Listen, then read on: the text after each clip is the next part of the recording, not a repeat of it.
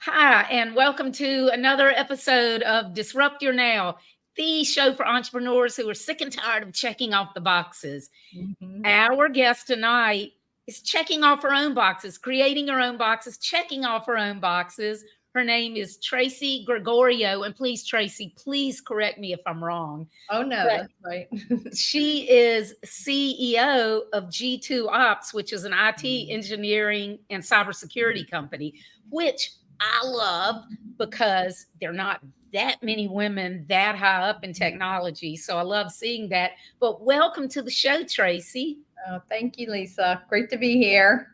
Yeah, Coast to and coast. We're covering coast to coast tonight. that's right. I was going to say it's great to have another Virginian. I'm over in Halifax, Virginia, which is right in the middle of the bottom, right above Raleigh, Durham, and Tracy's over at Virginia Beach. Mhm. So I love having other Virginians, and it's not very common to meet somebody who's a native of that area. Mhm. Yeah, because most people who live there are transplants Right. because of the military. So, well, look, Tracy, I want you to introduce yourself to the audience. Let Mhm. us know more about your background and how you got to where you are today.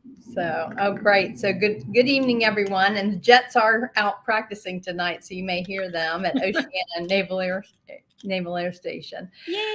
But anyway, yeah, grew up in this area.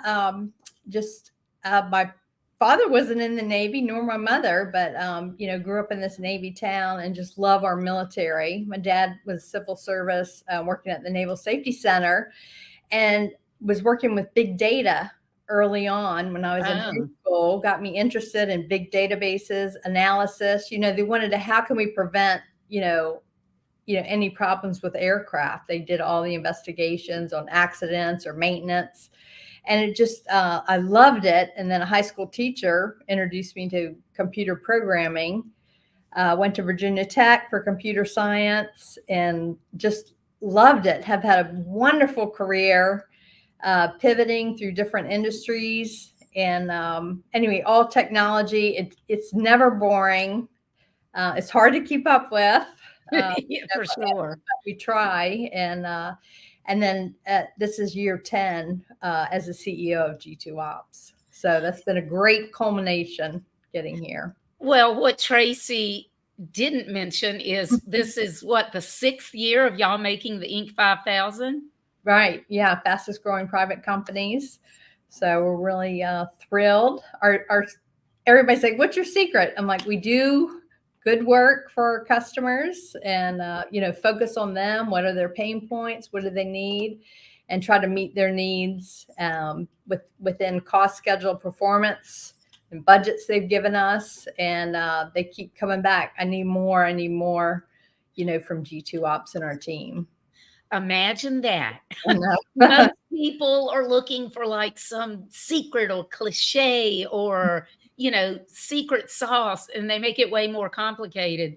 Find out what your client needs, deliver what they need within budget, on Right. time, Right. focus on that. And that's all they want. They don't want you to do anything crazy, you know, Mhm. so that's exciting. But I think it's really, really interesting that your dad was in IT and that you, as a young girl, got Mhm. interested in it because of him. Right. Yeah, he started out programming way on, and then, like I said, moved to the Naval Safety Center. It's Naval Safety Command now, but it was, the big computer rooms, the huge machines, and he talked Mainframes back about it. then. Right. And Mhm. I was good in math.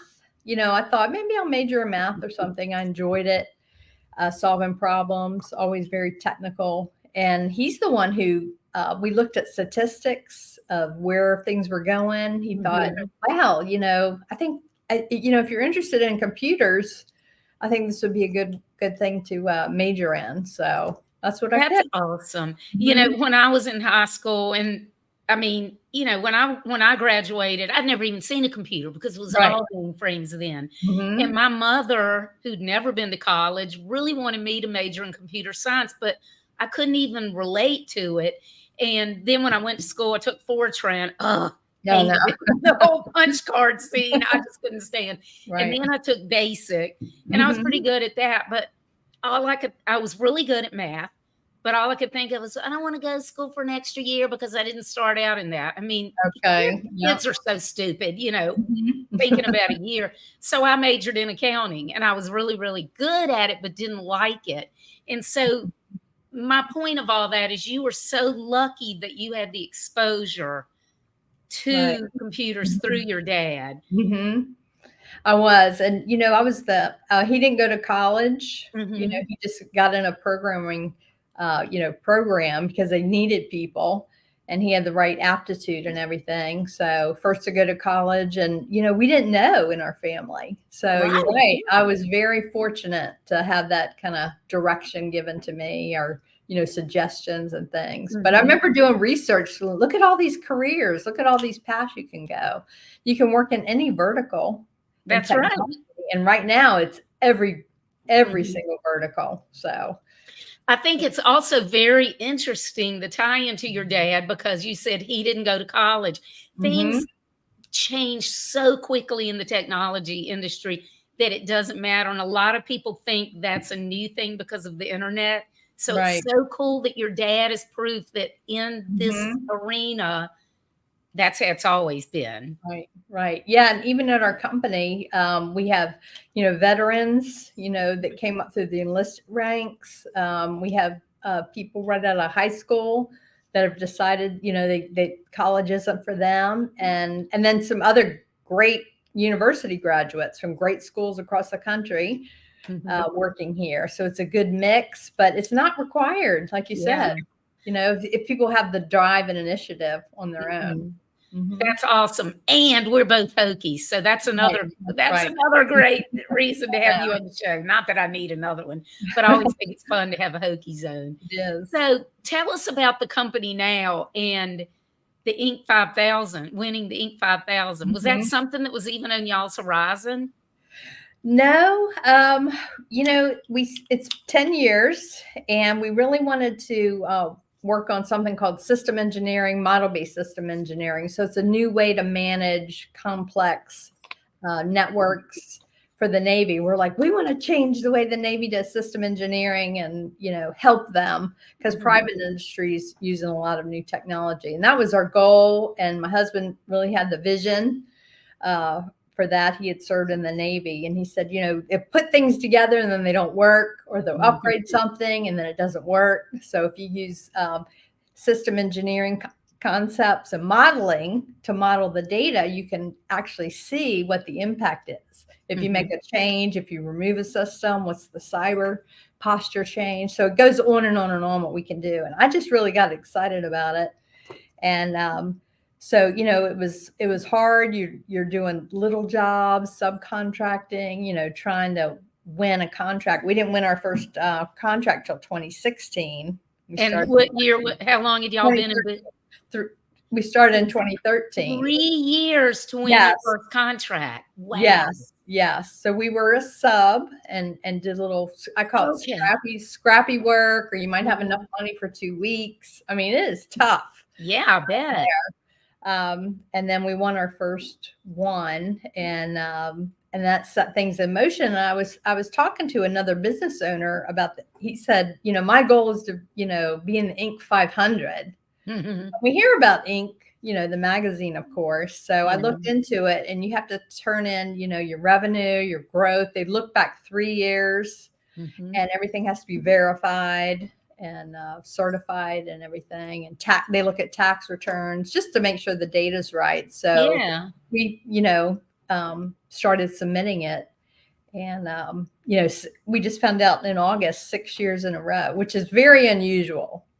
So That is, yeah, but how exciting, it is. especially considering that so you've been in business 10 years, right? Right, right, Took you 3 years to get your first contract. So right. basically 6 years out of 7, Hmm. you've Hmm. made the Inc. 5000. That is amazing. Right.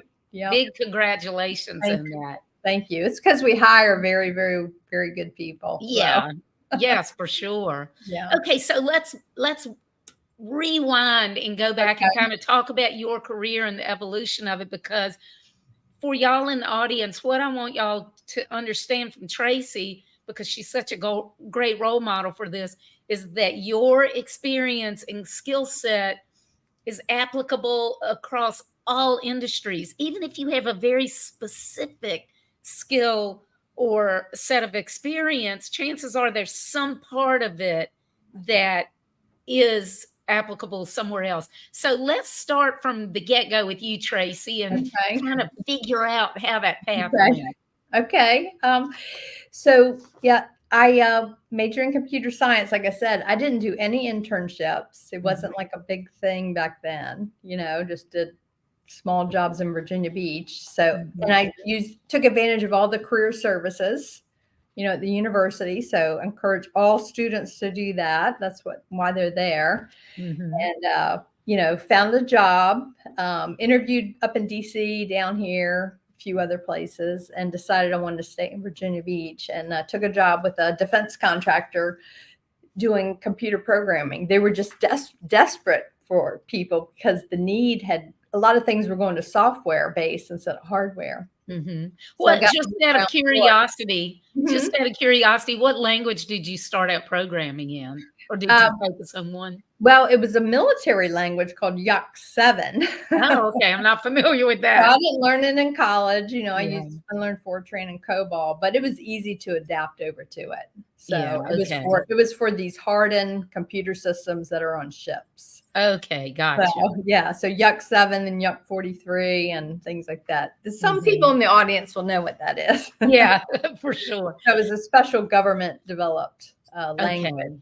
Okay. And, did that for a period of time. And then actually went to work for, I had met some young guys, other Hokies. They were a little bit older than I was. And they were like, we want to start our own company. Do you want to come work for us? And this is the type of work you'd be doing. And for some reason I said, yes. It's called ProSoft. I was their first employee. We didn't have an office. I can't believe I did it. But anyway. When was this? Like what decade? In the 80s. 80s, yeah. And they're still around. Huh? That was a bigger deal then because that was just when people were starting to job hop. I know. So for you younger people didn't used to change jobs as quickly, especially if it was a startup without an office, right? I was with a big, firm too. And anyway, I just liked them. They were smart, both engineers. And anyway, they used to tape my paycheck because it wasn't direct deposit back then, on my apartment door. Never missed a check.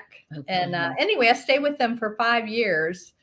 And really enjoyed it and saw them, grow a business. So I saw a little bit, and they didn't share a lot of the pain with me. But anyway, one of our government customers had some needs, a new position that they thought I would be good at. Remember, I told you I was reflecting that I didn't really apply for a lot of jobs over my career, now that I've thought about it. Anyway, a government slot came open, and I thought that would be interesting. It was Naval Sea Combat Systems Engineering Station, and then part of Naval Undersea Warfare Center.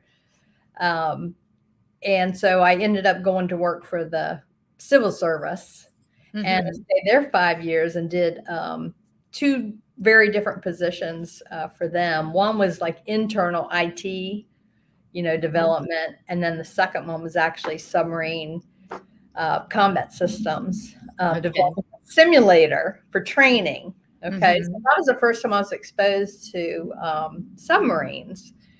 And anyway, my husband's now a former submariner. Met him at Newport, Rhode Island on a business trip. Anyway, I was going to ask if that linked in anyway and how you met him. Funny. Yeah. So anyway, went there, and they were making some shifts. They wanted me to move to Newport, Rhode Island, and there was plenty of jobs in our area.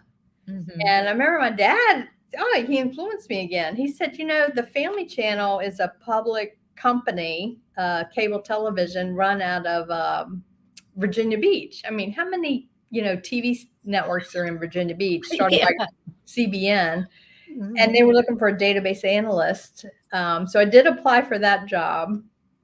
And it's funny, I remember the CFO interviewed me. He's like, cable TV is like warfare, like you've been doing warfare because it's the competition so much. Mhm. We ended up going to work for them another 5 years.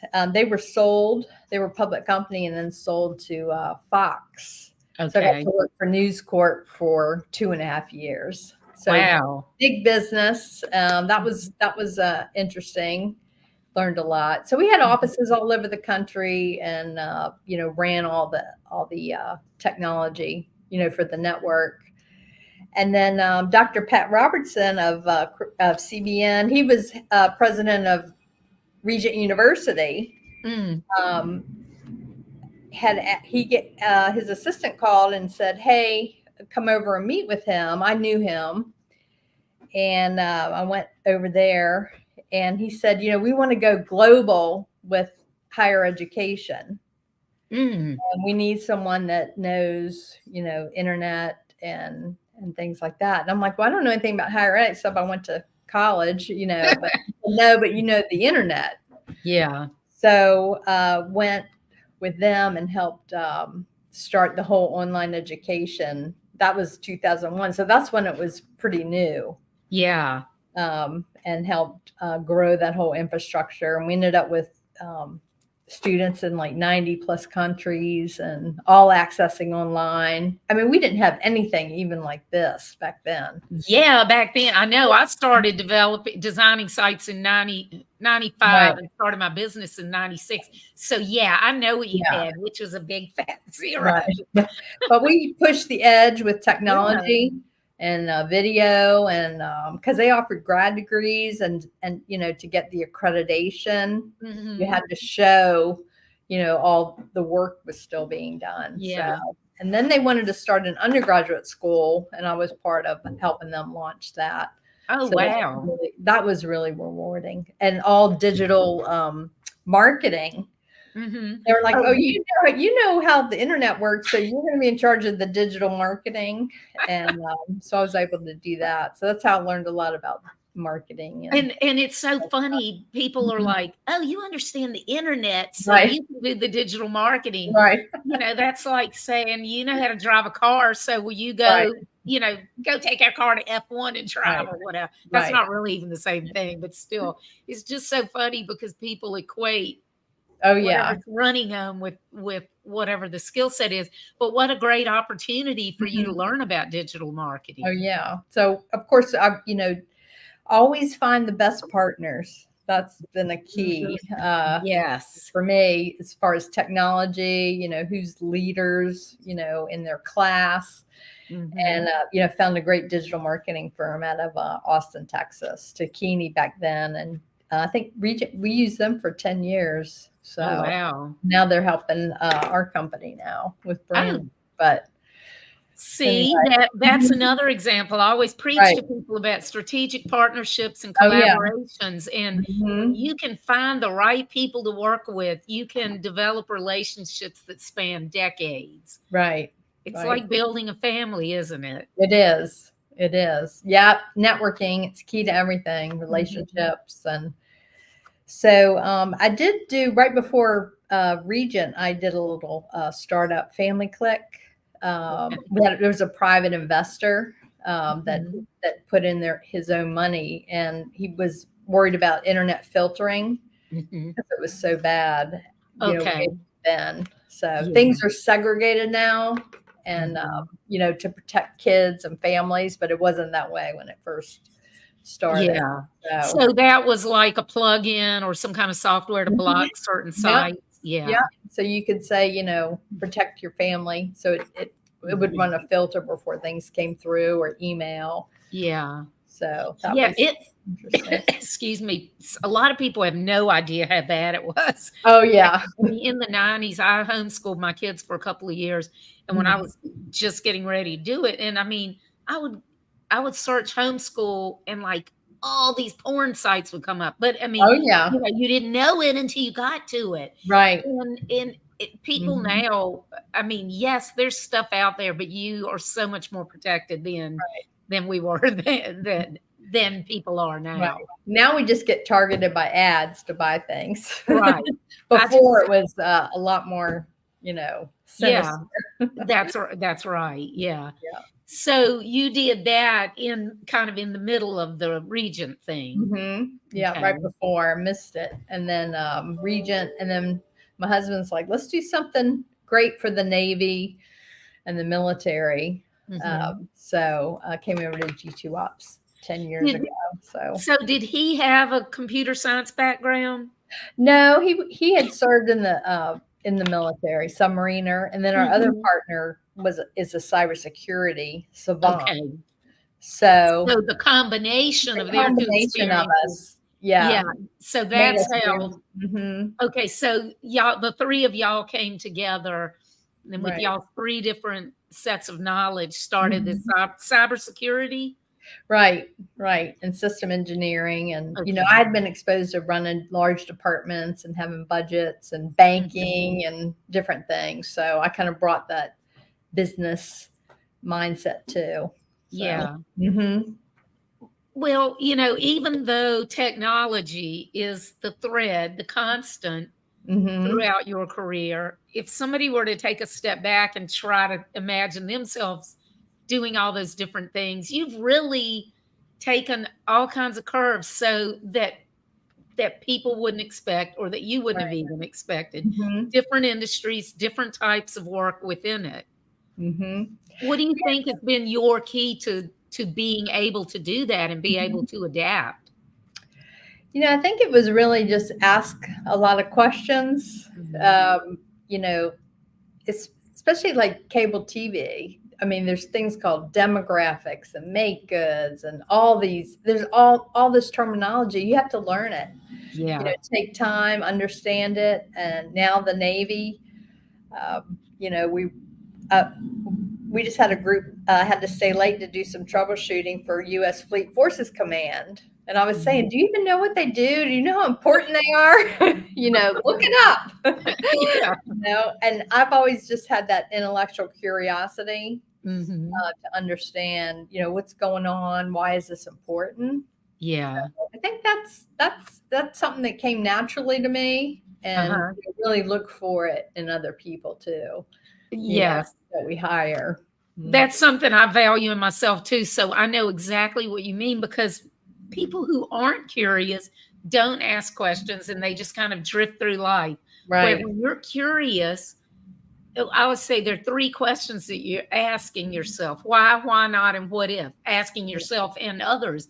And so you're constantly looking, and it drives some people crazy, but that's the way that you uncover things, whether it's problems or good things. So I love that you have that curiosity and the asking questions, because there are a lot of people who don't ask questions because they're afraid they'll look stupid. Right. And or they don't want advice. Right. So the fact that you take those two things and combine them, curious and asking questions and taking advice. Right.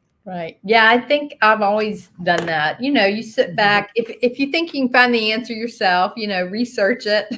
Yeah. So, but even now, if you have a meeting, last week, met with some new customers I hadn't met before, I look them up, their bio, where are they from, what's important to them, have they written any articles? So you just try to understand them. And it made me more comfortable. Oh yeah. Going to the meeting. So I think that's just been something I've always done. That's a really good point. And when you're more comfortable in a meeting, you're meeting with the person instead of the title. Right. So when you're more comfortable, you're naturally going to click better with people. Yeah, because especially, I've served with the military many years, beginning of the career, later, even going to higher ed. I don't have I don't have a PhD. I'm not a faculty member. I was on the administration. It's intimidating, but they want you there. Yeah. So they want you because of your expertise and everything. So I think anyway, just doing a little proactive preparation, has helped me tremendously. Do y'all have any people in the company now, or can you think of any in past companies that have gotten to where they are in some kind of weird way? Or like if y'all hired some people that may have been from a background that people would be surprised if they have the job they have now? Can you think of anybody off the top of your head? We want people to flourish. I think, and we tell people all the time, look around the company. If there's something else you think you'd be good at, let us know, if there's another department or another position.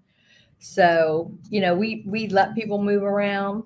I love that. Opening. So I think, I mean, it happens a lot. So someone might come in engineering and decide, I want to move into program management, we call it, which is very, customer facing. Maybe they want to change, their trajectory, their career and everything. So that is so great. I think the fact that y'all encourage people to find something that's fulfilling to them and to continue to learn is so great. And it helps them, but it helps the company too, because if people feel happier and feel more fulfilled, they're more likely to stay in your company because they feel like they can make their own future, probably, rather than, okay, I'm in this department. Because a lot of times companies, once somebody's in a department, they're so territorial. Right. They don't want to let them cross over. Yeah, I meet with every new employee after they've been here a couple weeks. Wow. And, just to check in on them and really just to meet them personally, hear about their family or where they're from or something. But, why do they apply? Why they leave their other job and everything. And so we don't want to pigeonhole anybody. Yeah. And we want them to be great and leaders in the company, leaders in their community, leaders in their families. So we talk a lot about leadership here too. But a lot of times I'll hear people say, I was in a box. They wouldn't let me move anywhere. Yeah. And so that's why a lot of people, leave. So I hear that. I don't want that to happen here. So well, I think it's so interesting so you pointed out that you research people that you're going to meet with so that you feel more comfortable, but then you're also doing that meeting with your employees and getting to know them on a personal basis.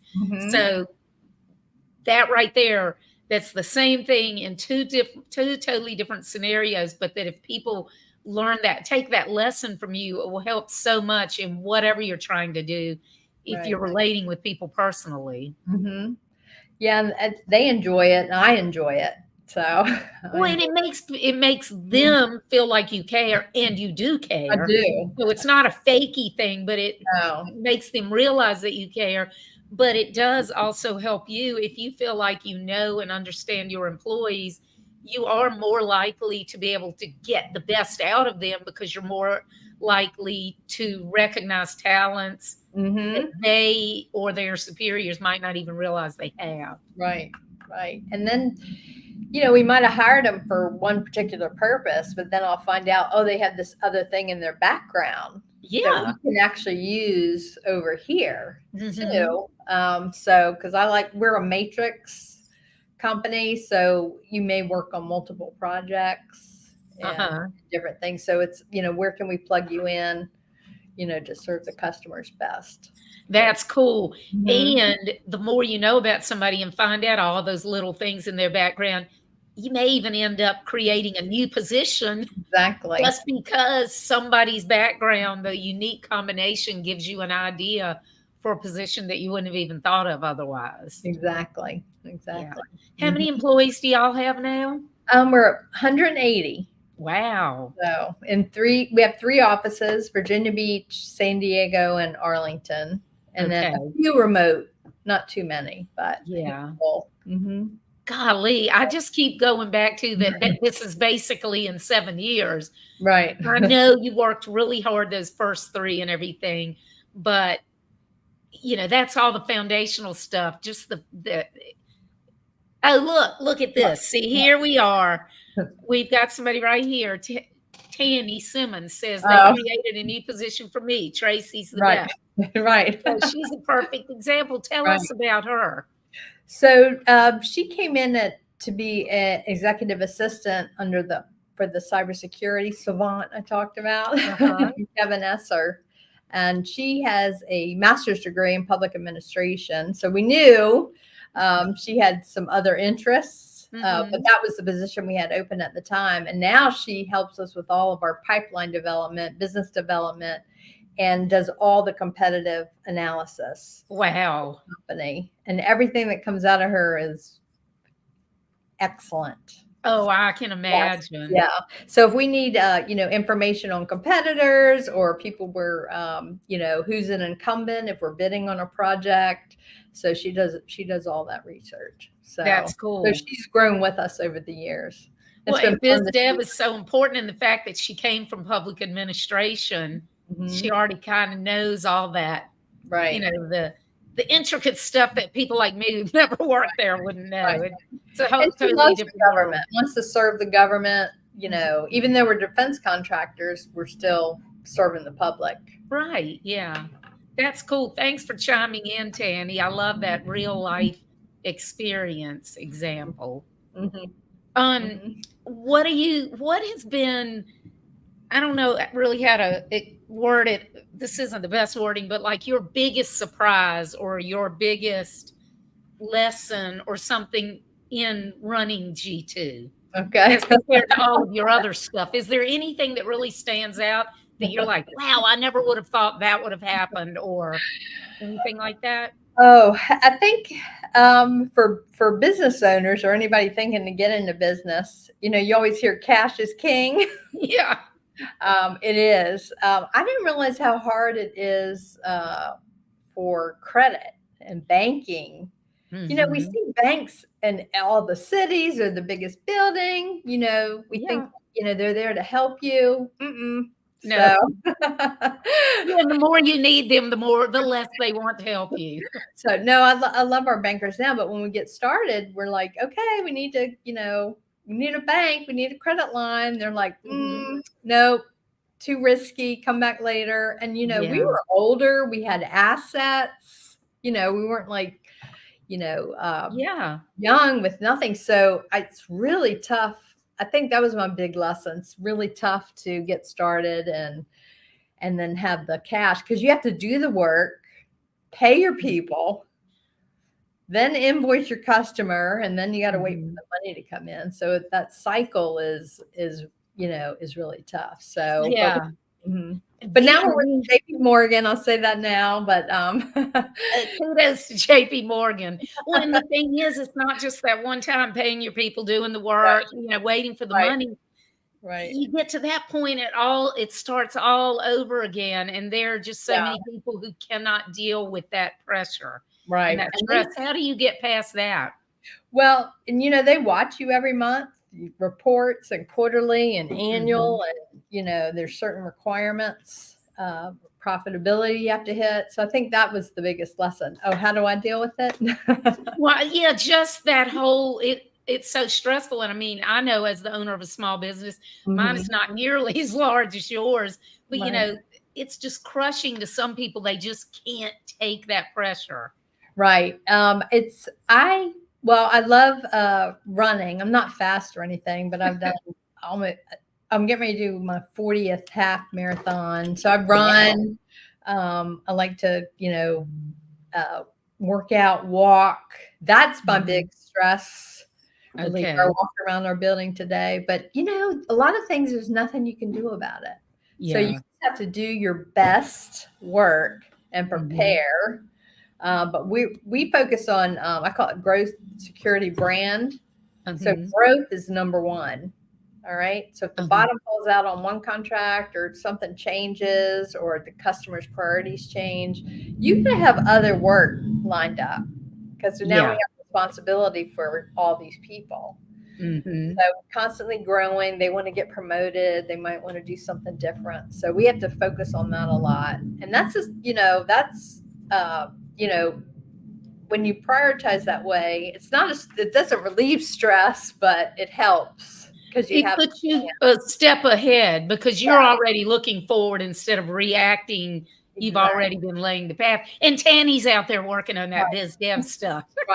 Right. So, and then security of the company is we we develop processes for everything, Mhm. invoicing, running payroll. We want to do things consistently, because if you make an error, it's on invoicing, then that causes then money doesn't come in when you're supposed to. It can cause a floodgate to open.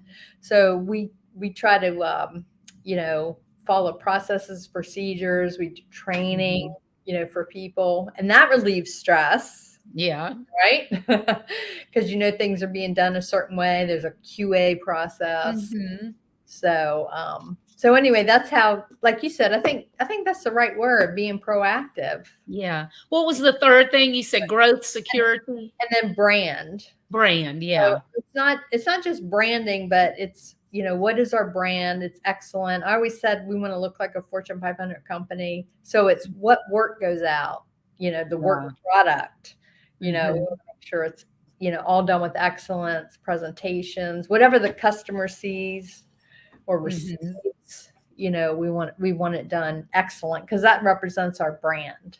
Right. And so to the audience, a lot of people, when you talk about brand, they think of logo and colors and all that. Okay, that's part of your brand, but that's just the visual brand. What your brand is basically your reputation, what people think about you and say about you when you're not in the Yes. room. And you want your work to speak for your brand and be on the same page and be saying the same thing as what you're saying your brand is. Right. And Exactly. you've got everybody focused on that, though. You're training them to understand that that's a big part of it. Right. Right. Yeah. And if things are going to go wrong, and we Oh, say yeah. that to everybody, fail often, Mhm. but learn from it. Don't Yeah. repeat it. Fail forward. Yeah. Fail. Right. Right. Because And I we're love, fail. Right. yeah, I love what you said about, I don't remember exactly how you said it, but basically not worrying about the things that you can't control. And that's Right. something I try to tell people all the time, including family. Mhm. Don't worry about the things that you can't do anything about. That doesn't mean ignore them, but focus on the things that you can do Right. instead of the things that you can't do. Mhm. Excuse me. Mhm. So I get a lot of joy in delivering to the customer, helping them move forward, Mhm. with digital transformation and better Yeah, systems to the fleet. And so I think that relieves stress too, having happy customers. it does. And when you get to deliver something that helps change their Mhm. life, if you will, Right. business life, military life, whatever, it is really fulfilling. Mhm. It is. It So is. Alvarez says I'm learning a lot about government contracting and trying to be a sub, but it's tough when you have to have the full upfront capitals to support the team. Mhm. That's where y'all were the first 3 years, right? Right. Right. Yeah, we worked with a financial firm that does. I don't know if you've heard of invoice factoring. Hmm. So, that may be something she might want to look into. But Explain what that is, we had to because do that for 3 years. oh, Yeah, I well, didn't know yeah. what it was either. It's 10 Yeah, years ago. explain what that is, because some of the listeners and or Alvarez might not know. Right. So there's financial institutions, maybe some banks, maybe some community banks. This was a local firm here that's been in this business for 30 plus years. Mhm. What it is they loan you money off your invoices. Yeah. So that's called invoice factoring. So if I have an invoice for say $100,000, they'll loan me 80,000. Mhm. They'll give me 80, but then the customer, when the customer pays the bill, it actually goes to them. You Yeah. have to set it up that the money goes to this other party, and then they give you the remainder back minus their fee. Mhm. So so the work you're doing is actually your working capital. So Yeah. basically you're selling your invoices for a fee. Mhm. Mhm. I'm glad that you brought that up, because a lot of people probably have never heard of that. Right. So, Alvarez, I would also encourage you, Alvarez, to connect with Tracy on LinkedIn. Right. So you never Right. know. I mean, what kind of advice you may be able to give, or y'all may even have contacts that you may be able to Right. trade off or whatever. Yeah, we also used American Express. And I'm Okay. very loyal to them now because of Mhm. this. They gave us, a certain amount of credit, and you put every bill you can on there, because then you Mhm. get another 30 days before you have to pay it. Yeah. So, they take a chance on us, gave us a little bit of credit. So, Mhm. and that delays it while you're waiting for the money to come in. Yeah, anything that can delay that, and Mm-hmm. make sure you pay it because Oh yeah, they when make those they make organizations, you. Yeah, they yeah, cut you and off. they're taking the risk. So yeah, what you Right. want to do is make sure you pay it. And obviously y'all did, but there's so many people that make the mistake of thinking, oh, I can just put it off. No, you can't, because then you lose that safety net. So Right. it's very Right. important to look at Yeah. those things as long-term relationships, because the better client you are to them, the more help they're going to give you. Yeah, that's very good advice, Lisa. Albert says, thanks. This is great information. It's a great Okay. starting point. Okay. Good. Thank you for that, giving her that information. That's awesome. Mm-hmm. What advice do you have for uh, people who've been, especially like 40 or older, who've been working in their field for a while, and they feel stuck, they feel unhappy, but they don't really know what they can do differently? Do you Right. have any advice for how people might be able to recognize what's of value in themselves? Mm-hmm. I mean, I think you have to sit back and think, what do you enjoy doing? Because Mhm. that's when you're going to do very, very well. Yeah. And encourage you. Don't look for your current uh, other people to help you find out. A Mhm. lot of times, in fact, I say this is one of my pet peeves. From like, what's my path? Where am I going with you? I'm like, no, you make your own path. Don't rely on me. Mhm. But and maybe interviewing for other jobs, and then talking to people, because there may be a different industry someone might be interested in, healthcare, Mhm. banking, working at a law firm, to protect people's, property, whatever. I mean, there's so Yeah. many things to do. I think, write it down. What am I interested in? Mhm. What brings me joy about my current job, and start looking around. Doing. And I would say, when Tracy says, "What do you like and what do you enjoy about your current job?" Think not just about the things that you're doing, Right. but why you like it. Like, what is Right. there inside of you? Like, does it boil down to that you're solving kind of puzzles? Mhm. What is the thing behind it? Right. And that will help you make your experience, maybe help you view your experience in a wider way. But I love the advice to go for interviews, Tracy, because Mhm. the more you interview, the better you get at it. And interviews can also help you realize when you Mhm. don't like stuff. Right. Right. You might Yeah. like, oh, maybe I stay where I'm at. Yeah.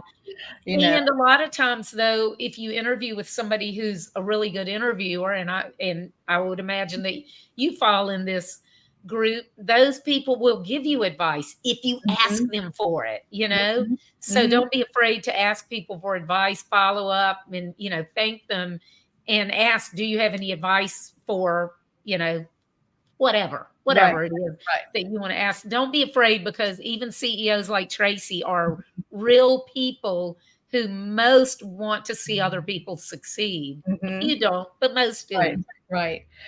It's someone was telling me recently, oh, this, that, and I said, I'm not going well. And I'm like, you know what? When that's happened to me, I take it off of me. Don't quit Mhm. looking at me, and what can I do for other people? What can I do Yeah. for my boss? I use the term manage up. Uh-huh. What information can you give them to make them better at their job?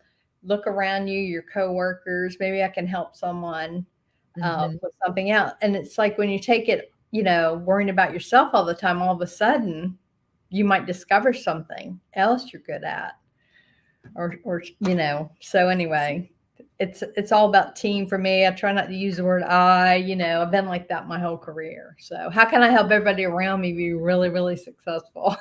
So I love that advice, Tracy. That's great. And I'm sure that that's one of the reasons that you never really had to apply for jobs, because people not only recognize your skill set and experience, but they recognize that work ethic and that personal viewpoint of working out for other people. That's so important. It is. It is. Well, I am so excited to have had you on here. It's so nice to get to know you, especially because you're from Virginia. No. You're a Hokie. Not that I don't love talking to everybody, because I have people from all over the world, but it's always fun to talk to a home person. Well, we love that school, so yeah. Well, good. Thank you so much for joining us. And if anybody is interested in reaching out, learning more about the company and connecting with you, tell them how they can do that. So our company is g2-ops.com. And then I'm very active on LinkedIn. So it's just Tracy Gregorio. And we post a lot of things about the company too. But I'm on there, posting, and I learn a lot from it every day. So yeah. There's some cyber people I follow, because I gotta stay up on all this, Yeah. And so there's some things I read every day too. So that's the best way. Sorry, I'm adding something on. Do you like groups and stuff? Do you on LinkedIn, or do you get more from the news feed and everything? More from the news feed. Same. And then people I'm connected to. Yeah. It seems like most of the groups that I'm in or have been in, there's not that many posts. If they are, they're more self-promotional. And I was just curious if it was just me. So yeah, that's what's worked for me too. Yeah. Okay. Well, thank you so much for coming on, Tracy. Okay, I really enjoyed talking with you. All right. Good night, everybody. Good night. See y'all next week. Bye. Bye-bye.